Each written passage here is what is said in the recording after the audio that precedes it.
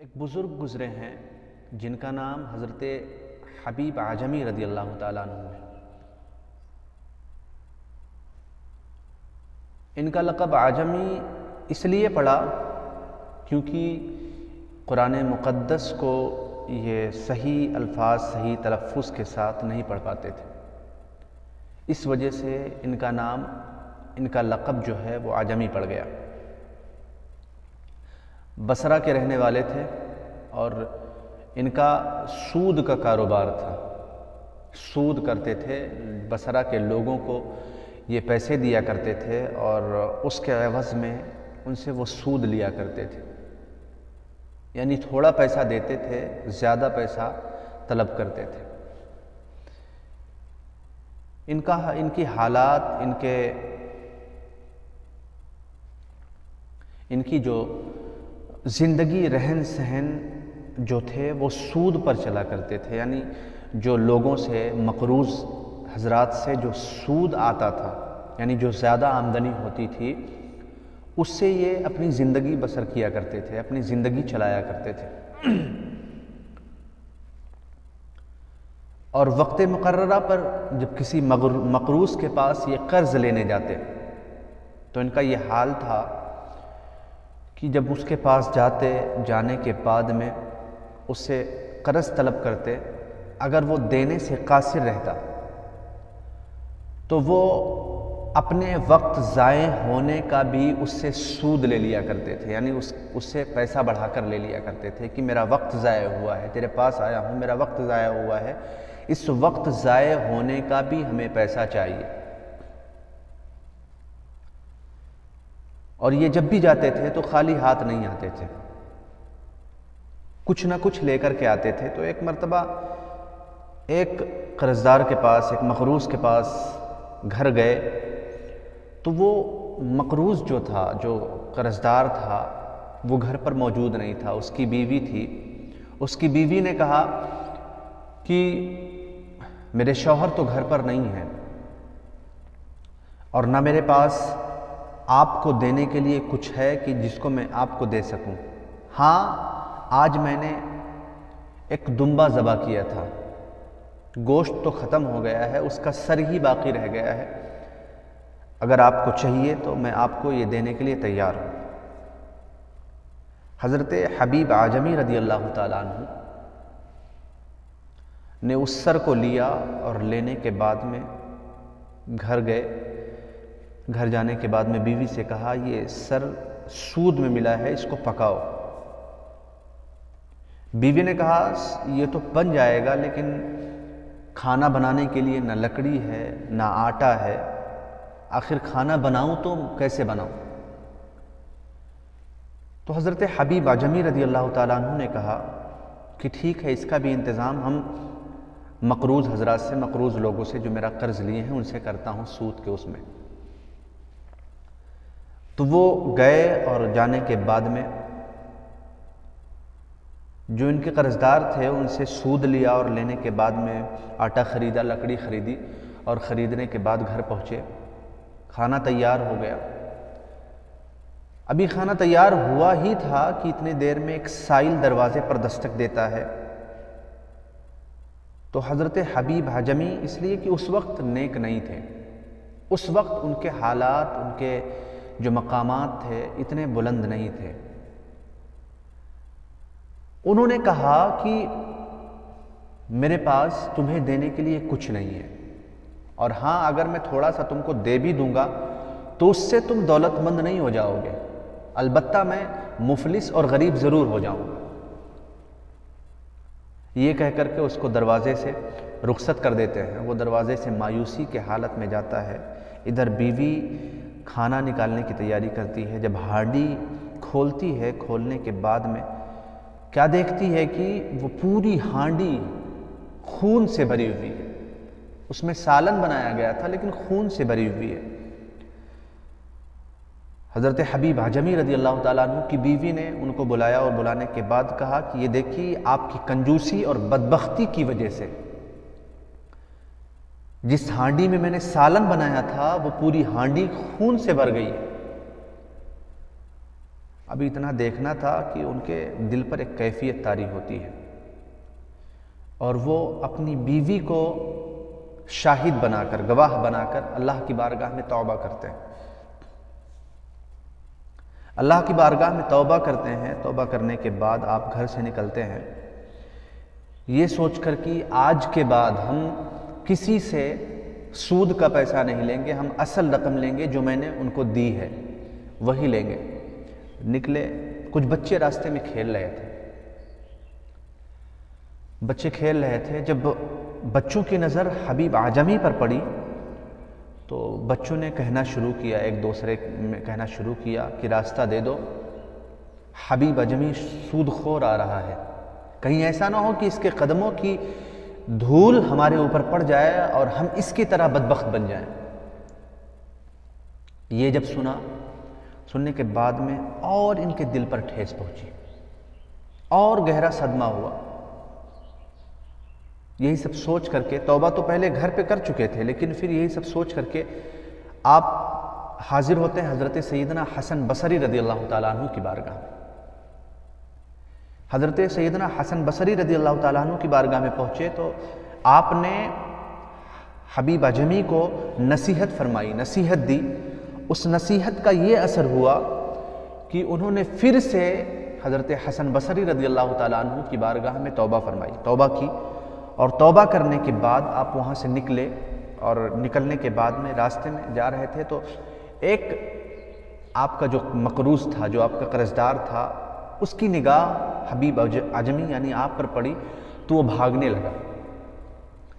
جب وہ بھاگنے لگا تو آپ نے کہا بھاگو مت، مجھ سے تم کو بھاگنے کی ضرورت نہیں ہے، بلکہ مجھ کو تو تم سے بھاگنا چاہیے، کہ کہیں ایسا نہ ہو کہ ایک عاصی کا، ایک گنہگار کی نظر تم پر پڑ جائے اور اس سے تمہارا نقصان ہو جائے۔ حالات، دل کے جو اثرات تھے، دل کے جو معاملات تھے وہ بدل چکے تھے۔ اب آگے بڑھتے ہیں تو وہی بچے اب کہتے ہوئے نظر آ رہے ہیں کہ یارو راستہ دے دو، حبیب اعجمی آ رہے ہیں۔ حبیب اعجمی حضرت سیدنا حسن بصری رضی اللہ تعالیٰ عنہ کی بارگاہ سے تائب ہو کر آ رہے ہیں، راستہ دے دو، کہیں ایسا نہ ہو کہ ہمارے قدموں کے گرد ان پر پڑ جائے اور ہمارا نام اللہ رب العزت گنہگاروں میں لکھتے۔ حضرت حبیب اعجمی رضی اللہ تعالیٰ عنہ وہیں پر کھڑے ہو کر اللہ کی بارگاہ میں دعا کرنے لگے، عرض کرنے لگے، مولا تو تیرا کرم کتنا عجیب و غریب ہے، تیری مہربانیاں کتنی عجیب و غریب ہے کہ ابھی چند لمحے بھی نہیں ہوئے مجھے توبہ کیے ہوئے، اور تو نے میرے اچھے کام کا، میرے اچھے افعال کا اعلان پوری دنیا میں تو نے کرا دیا۔ گھر پہنچنے کے بعد میں اپنی ساری دولت اور لوگوں کو منادی کر دی کہ جو ہمارے مقروض ہیں وہ اپنی تحریر اور اپنے مال آ کر لے جائیں، مجھے کچھ نہیں چاہیے۔ اس کے بعد آپ نے سارا جو آپ کا مال تھا، سارا مال راہ مولا میں، راہ خدا میں دے دیا، اور دینے کے بعد میں ایک سائل آیا دروازے پر، دستک دی تو آپ کے بدن پر جو قمیض تھی، جو لباس تھا، اس کو بھی اتار کر دے دیا۔ دوسرا سائل آیا، آپ نے اپنی بیوی کی چادر کو بھی دوسرے سائل کو دے دیا۔ اب نوبت یہاں تک آ گئی کہ وہ دونوں نیم برہنہ رہ گئے، اور دریا کے کنارے جا کر ایک عبادت خانہ بنایا، اور عبادت خانہ بنا کر مصروف عبادت ہو گئے۔ یہی معمول بنا لیا کہ دن بھر علم حاصل کرنے کے لیے حضرت سیدنا حسن بصری رضی اللہ تعالیٰ عنہ کی بارگاہ میں حاضر رہتے، اور رات میں مشغول عبادت رہتے، اللہ کو راضی کرنے میں لگے رہتے۔ تو ایک دن بیوی نے کہا کہ ایسے کیسے چلے گا، کچھ انتظام خورد و نوش کا کرنے کے لیے کچھ کام بھی کرنے پڑیں گے، تو آپ اس دن گھر سے باہر نکلے کام کے لیے، مزدوری کرنے کے لیے۔ جب آپ مزدوری کرنے کے لیے گھر سے نکلیں اور نکلنے کے بعد پورا دن، سارا دن، پورا دن آپ مصروف عبادت، مشغول عبادت میں مشغول رہے، کام تو کیا نہیں، صرف عبادت کی، اللہ کی ریاضت کی، اللہ کی بارگاہ میں مشغول رہے، عبادت میں مشغول رہے۔ گھر پہنچنے کے بعد میں بیوی نے کہا کہ کچھ لے کر آئے ہو؟ تو آپ نے فرمایا کہ میں جس کے ہاں مزدوری کر کے آیا ہوں، جس کا کام کر کے آیا ہوں، وہ اتنا کرم فرمانے والا ہے، اتنا رحم فرمانے والا ہے کہ اس نے کہا ہے کہ 10 دن کے بعد تم کو جیسے ضرورت ہوگی میں تمہاری ساری مزدوری دے دوں گا۔ اب 10 دن گزر گئے، خیال آیا کہ آج تو گھر جا کر کیا جواب دوں گا، آج گھر جا کر بیوی کو کیا کہوں گا۔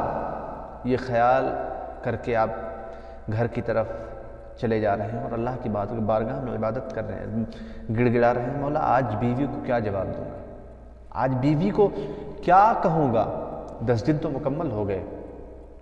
ادھر حضرت سیدنا حبیب اعجمی رضی اللہ تعالیٰ عنہ یہ دل میں خیال کر رہے تھے، اور ادھر اللہ رب العزت نے ان کے گھر میں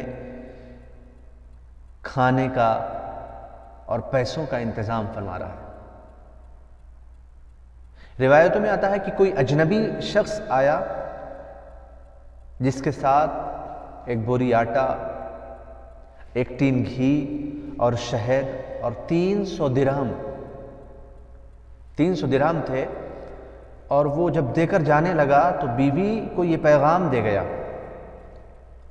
کہ حبیب اعجمی سے کہنا کہ وہ جو کام کر رہے ہیں اس کام کو ترقی دیں، اس کام کو ترقی دیں، ان کا مالک اس سے بھی زیادہ مزدوری دینے کے لیے، اس سے بھی زیادہ انہیں مزدوری دے گا۔ حضرت حبیب اعجمی رضی اللہ تعالیٰ عنہ آپ گھر پر پہنچنے کے بعد میں جب گھر کے قریب پہنچے تو گھر سے کھانے کی خوشبو آ رہی تھی، گھر سے کھانے کی خوشبو آ رہی تھی۔ گھر میں داخل ہونے کے بعد میں بیوی سے سارا معاملہ، سارے حالات دریافت کرتے ہیں، تو بیوی نے سارے معاملات ہو بہو جب بتائے، آپ نے جب سنا تو اسی دن سے آپ مصروف عبادت اس قدر مصروف ہوئے کہ دنیا کو ترک کر دیا، اور دنیا کو ترک کرنے کے بعد میں عبادت میں اس قدر غرق ہوئے، اس قدر مشغول ہوئے کہ اللہ رب العزت نے ان کا درجہ مستجاب الدعوات میں فرما دیا۔ یعنی وہ ان کی زبان سے جو بھی کلمات نکلتے، اللہ رب العزت ان کی کلمات کو، ان کے درجات کو، ان کے حالات کو، ان کی باتوں کو فوراً قبول فرماتا تھا۔ آپ کی ذات سے بہت سارے لوگ استفادہ حاصل کرتے ہیں۔ حضرت سیدنا حبیب اعجمی رضی اللہ تعالیٰ عنہ عرض کرتے ہیں کہ مولا، جب میں نے صرف تیری 10 دن عبادت کی تو اتنا مہربان ہوا کہ تو نے مزدوری کے نام پر میرے خورد و نوش کا انتظام فرما دیا، تو اللہ رب العزت اگر میں پوری زندگی تیری بارگاہ میں عبادت کرتا رہوں، ریاضت کرتا رہوں، تو کس قدر نوازے گا یہ تو ہی جانتا ہے۔ آج ہم اپنے گریبان میں جھانک کر دیکھیں، ہم اپنے آپ میں جھانک کر کے دیکھیں کہ ہم کتنے ناشکرے ہو گئے ہیں۔ ہم اللہ کی بارگاہ میں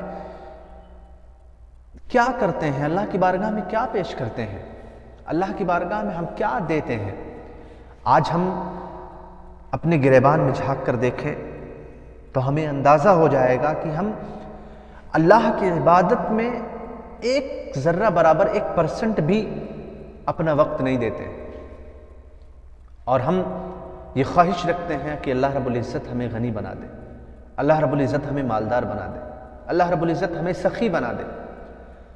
ہم اللہ کو یاد ہی نہیں کرتے ہیں، ہم 1% بھی اللہ کو نہیں یاد کرتے ہیں۔ جب کوئی اچھا کام ہوتا ہے تو ہم اللہ کو بس یوں ہی فارمیلٹی کے لیے یاد کر لیتے ہیں، جب کوئی برا ہوتا ہے تو ہم اللہ کو نہیں یاد کرتے، ہم دوش دینے لگتے ہیں، ہم شکوہ کرنے لگتے ہیں۔ ہم اپنے گریبان میں جھانک کر دیکھیں، اللہ کی ہم عبادت کریں اگر، اللہ کی ہم ریاضت کریں اگر، تو ہمارے ساتھ کوئی برا نہیں ہوگا۔ آج ایک دوسرے کو نیچا دکھانے کے لیے، ایک دوسرے کو تکلیف پہنچانے کے لیے ہم کیا کچھ نہیں کرتے ہیں، ایک دوسرے کو اذیت دینے کے لیے ہم کیا کچھ نہیں کرتے ہیں، یہاں تک کہ ہم خون خرابے پر بھی اتر آتے ہیں۔